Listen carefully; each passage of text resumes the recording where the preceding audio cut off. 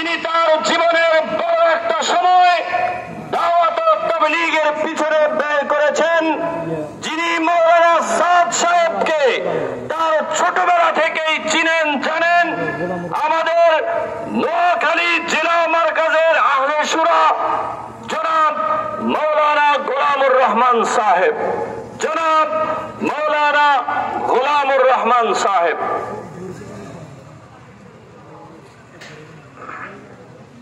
السلام عليكم ورحمة الله. نحمده ونصلي على رسوله الكريم. আল্লাহ পাকের অশেষ মেহেরবানি আর শুকরিয়া যে আল্লাহ তাআলা আমাদেরকে সহিহ দ্বীনের উপর চলার এবং তার পক্ষে থাকার তৌফিক দিয়েছেন। আলহামদুলিল্লাহ। মাওলানা সাদ সাহেব সম্বন্ধে কিছু বলতে হয়। আমি ওনাকে যখন থেকে চিনি জানি তখন তার মুখে দাঁড়িয়ে উঠে নাই। সম্ভবত কাফিয়া অথবা হেদায়েতুন নাহু পড়েন। এরপর থেকে তিনি সামনে অগ্রসর হয়েছেন। আমার বারবার ইন্ডিয়া যাওয়া হয়েছে, ওনাকে দেখছি। পড়ালেখায় খুবই অমনোযোগী ছিলেন। কোন ক্লাসে পাশ করে পরবর্তী ক্লাসে যান নাই। বাস এই বছর যে ক্লাসে পড়ছে পরের বছর আরেক ক্লাসে উঠছে। এভাবে তার পড়ালেখা। ছোটকাল থেকে তিনি জীবনে কখনো 3 দিন সময় হাঁড়ি পাতিল কিতাব আমির মামুর ঠিক করিয়া কোনো সময় তাবলীগে যান নাই। তিনি জীবনে কখনো চিল্লা দেন নাই। 3 চিল্লা তো দূরের কথা, সাল লাগানো তো দূরের কথা। তিনি বড়দের সামনে ছিলেন। নিজামুদ্দিন মারকাজের সাথে লাগা যে বাসা, ওই বাসাতে বড় হয়েছেন, যার কারণে বড়দের কথাবার্তা শুনি বয়ান শিখছেন। ইলমের গভীরতা কম। হযরত মাওলানা সিদ্দিক আহমদ সাহেব রাহমাতুল্লাহ আলাইহি বলছিলেন, এক বেটা বড় রুই মাছ ধরে নিয়ে আসছে। এ হইল চাচা। বাতিজা বলে, চাচা এই মাছ কোথায় পাইলেন? বলে এই পুকুরে পাইছি। বাতিজা যাইয়া সারাদিন জাল মারছে, একটা দাঁড়িয়াও পায় নাই। ওরা আসি চাচারে অভিযোগ করলো, চাচা মিথ্যা কথা কেন বললেন? আমি সারাদিন জাল মারলাম, কিছু উঠলো না। বলে তোমার জালটা কতটুকু ছিল? বলে আমার জাল ছিল 6 হাত, আর তার রশি যেটা এটাও ছিল 6 হাত। বলে আমার জালের ব্যাট ছিল 50 হাত, আর রশি ছিল 20 হাত। এটা তলায় গেছে, মাছ পড়ছে, উঠে আসছে। তোমারটা তো ঝুলিয়ে রয়েছে, মাছ পর্যন্ত বুঝতে পারে নাই। উলামায়ে কেরামের ইলম আর সাদ সাহেবের ইলম কি সমান কথা? তিনি বলেন মোবাইল ফোন যেটার মধ্যে ছবি উঠে, অর্থাৎ টাচ মোবাইল, এটা পকেটে রাখলে নামাজ হবে না। যারা বলে যে হবে তারা উলামায়ে সু, নাউজুবিল্লাহ। ওই 6 হাতি জালওয়ালা বাতিজার মতো নিজের ইলম নাই, একটা বলে দিয়েছে ফতুয়া। বলে যে আমি আপনাদেরকে জিজ্ঞাসা করি, যত মানুষ এখানে আছেন, আমার পেটের মধ্যে পায়খানা আসেনি, পেশাব আসেনি, রক্ত আসেনি, বীর্য আসেনি, আমি নামাজ পড়লে নামাজ হয়। এই টাচ মোবাইলের মধ্যে রক্ত আছে, বীর্য আছে, পানি আছে, পেশাব আছে, পায়খানা আছে। বোকা, তুমি যে ফতুয়া দিলা, কিসের ফতুয়া দিলা? তোমার ইলম আছে? তুমি বলো উলামায়ে কেরাম মাদ্রাসায় পড়াইয়া, মসজিদে ইমামতি করিয়া, ওয়াজ করিয়া যে টাকা নেয়, এটা বেশ্যর টাকার চাইতে নিকৃষ্ট। তোমার ঈমান আছে কিনা? দারুল উলুম দেওয়ান নয়। আমাদের আকাবেরিন 5 কাজের জন্য উজরত লওয়া জায়েজ বলছেন। একটা হলো ইমাম, আরেকটা হলো মুয়াজ্জিন, আরেকটা হলো মাদ্রাসার উস্তাদ, আরেকটা হলো যারা ফতোয়া দেয় মুফতিয়ানে কেরাম। তো তুমি নিজের কথা মতো, নিজের ইচ্ছা মতো কোরআন হাদিসের ব্যাখ্যা করলে কেউ মানবে তোমার কথা? উনি বলেন আমি যে তাফসীর করি এটাই শুনবা, অন্য যে তাফসীর করে এটা মানবে না।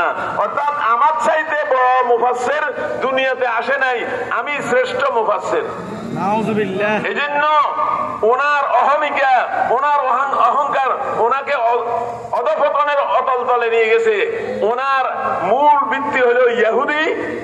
ওনার যে খাদেম ছিল, আজ থেকে 19 বছর বা 20 বছর আগে হযরত মাওলানা সাইদ আহমদ পালনপুরি রহমাতুল্লাহ আলাইহি দর্শের মধ্যে, ওনার ক্লাসের মধ্যে ছাত্রদেরকে বলছেন, তোমরা যখন ফারেগ হয়ে যাবে, অর্থাৎ দাওরা পাশ করবে, তো তখন তোমরা তাবলীগের সময় দিও, কেননা তাবলীগে আলেম নাই, আলেমের অত্যন্ত দরকার। শুনো, এই জন্য তোমরা সময় দেওয়া লাগবে। আমি দেখতেছি তাবলীগের সর্বোচ্চ চূড়ার মধ্যে ইহুদি বসে রয়েছে। অন্তত 20-21 বছর আগে বলছেন, তখন ভাগাভাগির প্রশ্ন উঠে নেই। এই সাহাদের তার খাদেম ছিল ইহুদি, ইহুদির থেকে মুসলমান হয়েছে, এটা মুনাফিক মুসলমান, আর তার দ্বারাই এই ষড়যন্ত্র চলছে। আর সারা বিশ্বে হানাহানি কাটাকাটির মূল নায়ক হলো ইসরায়েল।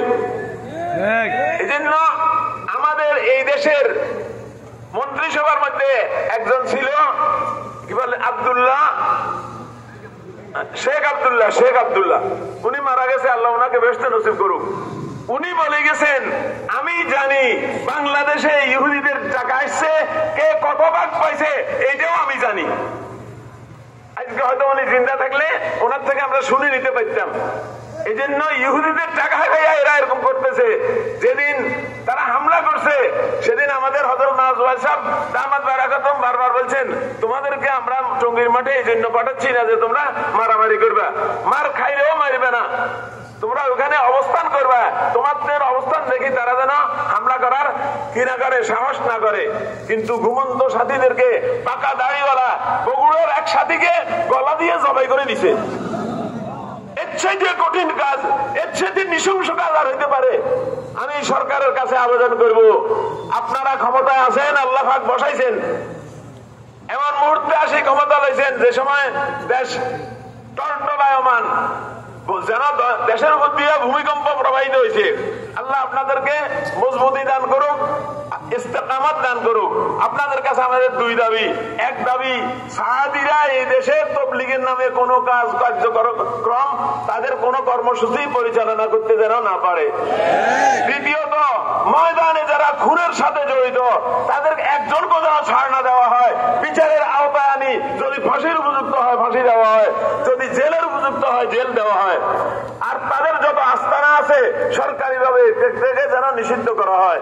আল্লাহ তাআলা আমাদের সকলকে এই কথা, আমাদের সোনাপুরে, আমাদের নাকের ডগার উপরে সেখানে একটা আস্তানা বানাইছে, সেখানে বসে বসে যেদিন তারা হামলা করবে সেদিন সোনাপুর বাজার থেকে যারা লোহা অস্ত্র বিক্রি করে, দেশীয় অস্ত্র বলে, তা কুড়াল, খন্তা, শাবল, তারপরে ছোড়া, তারপরে কাটা, তারা কিনে আনছে বস্তা ভরি। তো কারা কিনছে? নিশ্চয়ই তাদের পরিচয় আছে, নিশ্চয়ই তারা চীনা পরিচয় লোক। আমার কাছে গতকাল বাইরের থেকে, কোন দেশের থেকে একজন ফোন করছে, ফোন করে বলে যে এক লোকের নাম বলছে যে অমুককে অবশ্যই ধরাই দিবেন, সে এটার নায়ক। আল্লাহ তাআলা আমাদের সকলকে বুঝবার তৌফিক দান করে।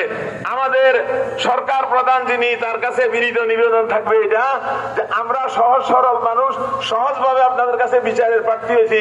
যদি বিচার না করেন আর সাথীরা খেপে যায় আর বিচার হাতে উঠে নেয়, তো দেশ আপনারা কন্ট্রোল করতে পারবেন না। আল্লাহ তাআলা আপনাদেরকে বুঝবার তৌফিক দান করেন, আমাদেরকে বুঝবার তৌফিক দান করেন।